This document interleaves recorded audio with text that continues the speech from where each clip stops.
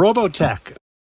The only Robotech toy I got as a kid was the Cyclone. Like we were not well off to do as a family, so I could only afford the little miniature Cyclone. And I was like 4. So when you're 4 years old, you're very impressionable. Like you have things in your head that just don't make sense to the rest of the world, but to you, it's the truth. That's at the age where you could walk up to a child and say, I have a spaceship and I travel the stars. And the kid would be like, oh my God, tell me more. Like, so when I got the Cyclone, I really imagined while holding that Toys R Us that if I put an action figure on top of the Cyclone would automatically transform into the armor by itself and adhere to the 3/4 inch action figure, and I can play with it. You could imagine how deeply scarred I was when I was like, this does shit. It's just a motorcycle. And I had no Robotech toys. I didn't even have any, probably barely a couple Joes at that point. And then I got into the comic books, and I could see all the advertisements for Alpha Fighters and Invid and everything. And at that point, like, you're not able to buy those in the store anymore because all of that stuff's long gone. And the Alphas and a lot of those toys are difficult to get in the secondary market, especially like the late 80s, early 90s. So I ended up getting my first Robotech figure, which was Lisa Hayes. I went over here. I went to a hand-me-down store that was actually in the filming location of Home Alone. And I walked in probably like 88, 89, and they had like a beat-up Lisa Hayes for like $2. And that was my first figure. Went on from there, and this is where I am. So this is the personal collection, to be completely honest with you. And this got stuck in here because about 2 years ago, I met up with a gentleman who used to buy discount store stock, dead stock, from like KB and places. And I picked up like 10 Rick Hunters case fresh, 6 Roy Folkers, Rook. You get the idea, just hordes of it. And I brought my own personal collection out to compare it, and then I didn't go back in the proper room. It's got stuck in this room. So that's why this puppy's here. These are the best of the best that I could find, condition-wise. I don't have the room with the star cases yet. As long as they're here and they don't get moved around a lot, nothing will happen to them. So we have off the bat, the Zentradi, case fresh, unpunched, full Matchbox card, no international here. Matchbox really stepped up with this. They don't make action figures, as you guys know, pretty much. Zor Prime, one of the more common figures to find, but the package here is just absolutely clean and flawless. So probably around 84, 85, they were looking at what's the most popular small figure, which was G.I. Joe, and they're like, we got to copy that, which was a brilliant idea because that's exactly what needs to be done. And they produced one of the most beautiful 80s 3 3/4 inch toy lines ever. Even the Robotech Master pops, people. Look at that. Even though he's like literally one of the most well-known runts of the litter with Kang from Secret Wars, peg warmer of life, this still looks awesome. This is just... To me, this is way cooler in display than a vintage Kenner Star Wars figure. It's just so amazing. The figures are a vast amount covering the 3 seasons. We got original Robotech, we got Southern Cross, and we got Moe's PETA. And with those series, there were some variations based upon what country was producing these. May it be Malaysia or China, you would get different paint decos. So I'm actually trying to get all of those as well. So here's 2 Mirias. And if you notice, the helmet there on this one's a darker red. This is a softer red. Figure a little bit brighter on this one. If you flip them over, this one's made in China and this one's made in Hong Kong. And of course, there's the legendary black one, which I have, but it's not in this box. That one's kept separate in its actual protective case. And that's the rarest of the Robotech figures, where the Mirio is literally all black, which had to have just been a miscommunication error with the factory of its paint decor. Wow. Again, I just love these figures so much. I mean, you could harp on them that the head sculpts were just not the best, but you know how difficult it is to translate an action figure 3-dimensional from an anime image? It is not easy. It is not easy. Those 12-inch dolls, they did a lot of prototyping just to get that effort down where it's realistic to the character from the show, but also like a doll you can stare at and actually put your emotions and attachments to it as a kid would, being that it looks like a human. So you have both variants here. Let's see what else we got. Again, I do my due diligence to get the best condition. So I was always rotating these out to get the most flawless ones I could. Here's Rick himself. So Rick being Rick, we have, oh God, that just pops, man. Oh. So we have here a China and we have a Hong Kong. Not much of a huge difference, but do you see how the paint deco on the eyes, the black straps on the chest, just how much more paint was applied to one versus the other. Now, if you are into the series deeply, you would remember that Robotech came out first, then Southern Cross came out, and then towards the end was Mospeada. And at that point, they knew the series was winding down. They knew from the beginning where they had huge interest from boys and girls in Robotech in general, which created this vast toy line because I thought it'd be super successful. And to a point it was. But as Mospeada was coming around, they were like, maybe we shouldn't put forward everything. But the molds were made. So Lunk is legendary because Lunk was only issued in technically Canada. It was never issued on a general Matchbox card in the US. You can only find them with Irwin, Robotech Matchbox. So this one's pretty beat up. A lot of wear on this one. I might have a duplicate in there, I hope. But this might make a backup just to cover my bases or a sample of the variants I was picking up around the world.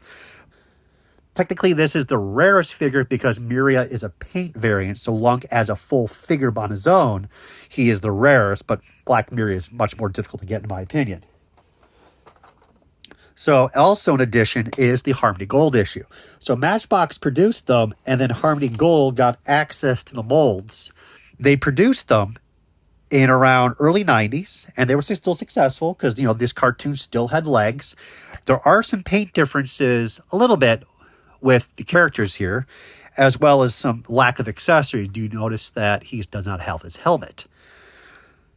Now, with this series, this is the Chinese import version, Black Miria, Red Miria, and Battle Armored Miria.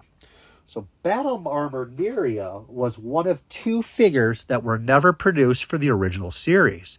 She was canceled fully as well as mid-May.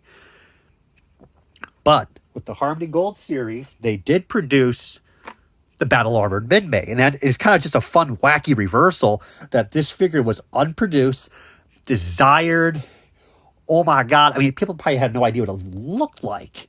And then a couple years later, it becomes literally one of the most common of all Robotech carded figures that you could find. It's probably only worth $5 right now. But still, everyone's happy to own it. All those little import stickers in the back. So pretty much everything is the same layout. Why change it? Just slap your Harmony Gold on it and call it a day. I mean, Matchbox went out and slaughtered with the packaging. Here's Rook. Very difficult to get. Not impossible, but the original Matchbox card, much more difficult than the Harmony Gold. The Harmony Gold is still actually a little bit more uncommon than the rest of the series. As I said, guys, I was very persistent in getting top condition pieces here. So this will be a little bit of a long video, but I don't think anyone's going to mind that. So here's Roy.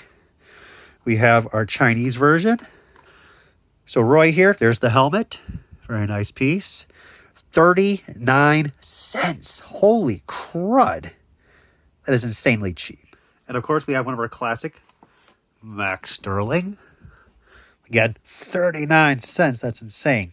Look at the condition of that card is just so clean. Again, everything just pops. Just the colors, his suit. Wow. It's just so nice to actually look over him again. Again, this was all planned to be on display. Just life got in the way, and we'll get there soon, guys. I'm going to try to get all the Harmony Gold set up with next to the Matchbox for a comparison of the details and paint applications. Here's the famous mid-May.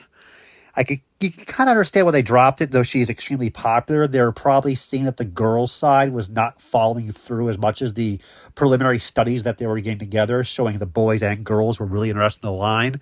And this was just her in her pop star outfit, which, again, not actually the best outfit of all the many outfits she wore in the series. But hey, at least Harmony Gold made the figure, guys, right?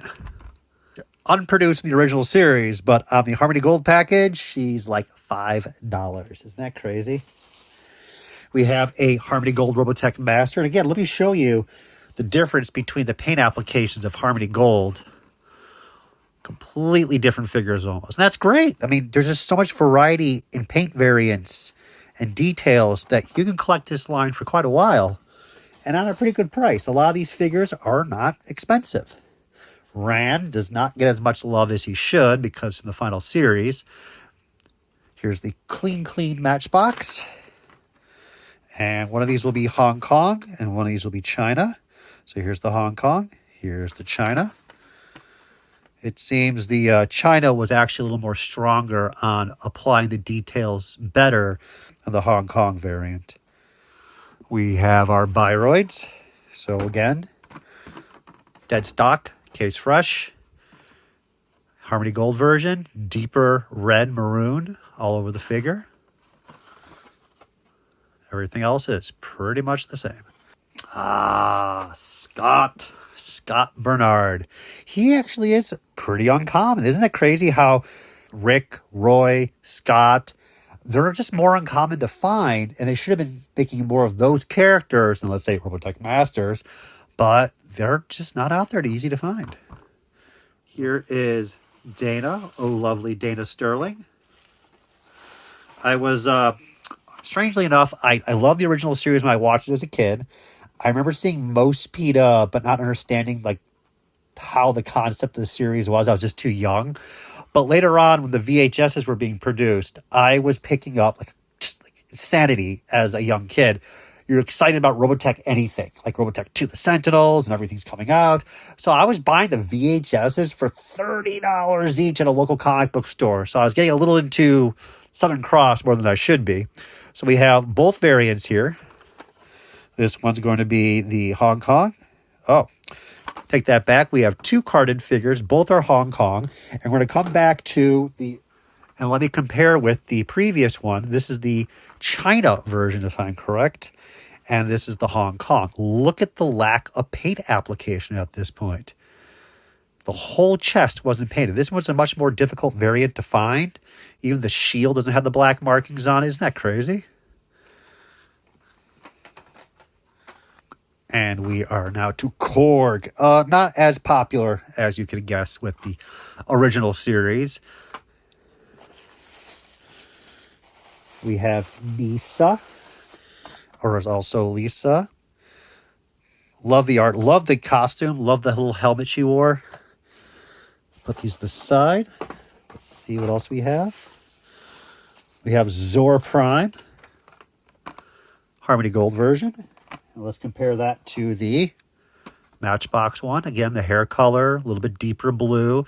Not too much. And at that point, again, like for Harmony Gold, the entire molds in China were produced, the packages, the specs. I mean, it's all there. It's done. Just produce all the characters you want.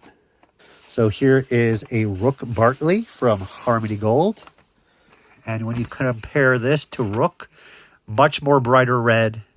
Figure pops so much better with the Matchbox version. Rook is a little more uncommon for the Harmony Gold, but again, you can still find her pretty cheap, probably like $15. And we have Harmony Gold version, and we have Harmony Gold version. So comparing again, not too much difference, just a little bit brighter for the Matchbox, but there's just enough details. And here we are for the Harmony Gold and Matchbox. Deeper blue on the Harmony Gold version versus the original. And as you noticed, the helmet is missing for the Harmony Gold. So this was an interesting piece, not Dolza.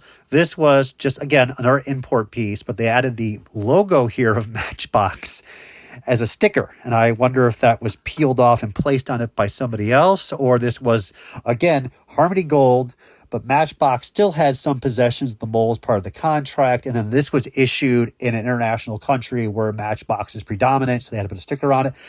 I've seen one or two others before. I haven't looked into it completely yet, but I picked it up as a sample just to nab it, figure out what's going on later. Here was a wacky one I bought many, many moons ago with the off-center bubble. Just a little weird error. And, back in the 90s, oh my God, it's an error, $1,000. Nobody cares. It's just how it is, guys. And we have a backup. So I had a loose version because you could literally, the only way to get a nice mint version is to open up an actual packaged one because nobody has Harmony Gold ones loose. Let's put it that way. And of course, the 6-inch. So we have everybody here. All case fresh, except for Chiron. I got to upgrade. Probably could do a little bit better with some of the other characters.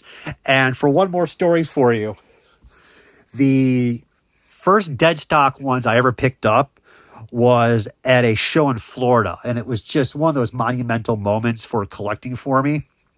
I'm at a friend's booth, and this gentleman walks up who's another dealer, and he's holding a dead stock 6-inch figure. And he asked, the friend that I know at his booth, like, hey, is this a great deal or not? This was $8. And I mean, if you really want to talk about, yes, it's a great deal. But I mean, as a dealer, you're not going to be able to flip Exodore for like $30. It's like a while to sell. Let's put it that way. So, not really. Yes, kind of. And we talked about, and I was like, hey, I mean, I collect this stuff, sir. Like, you're not going to buy any more of these. I mean, what booth is this? So the guy takes me to the booth. And there were 2 elongated comic book boxes of just dead stock carded figures. And I just picked up as much as I could. Those are the ones I've rotated out because I had to ship them. They had a little bit of wear on them still, and replaced them with some of the ones I picked up in that recent collection. But this is where it gets kind of cool. I'm talking to the guy, and he's got some more case fresh toys. And we start talking about just toys in general, the markets, what's going on. Should you got these graded? Should you have not? And I go, I really like to collect pre-production stuff. And the guy was like, I have some pre-production stuff, but I don't think that's the future. I think graded toys, which he's right, is a good future, but like he's thinking like every toy line. And he mentions he picked up some original Kenner prototypes and he's going to sell them. Like, what's the odds from going from a 6-inch Robotech figure to talking about prototypes? And in the end, I got his email, looked at some photos, and we cut a giant deal. I ended up picking up hand-painted hard copies, photography models from Megaforce, Silverhawks action figures, including the unproduced Copper Kid vehicle, as well as a couple of just hand-painted samples from various other Kenner lines. I just never forgot. So every time I see these 6-inch Robotech figures, I just love them. It brings back those memories of that killer deal.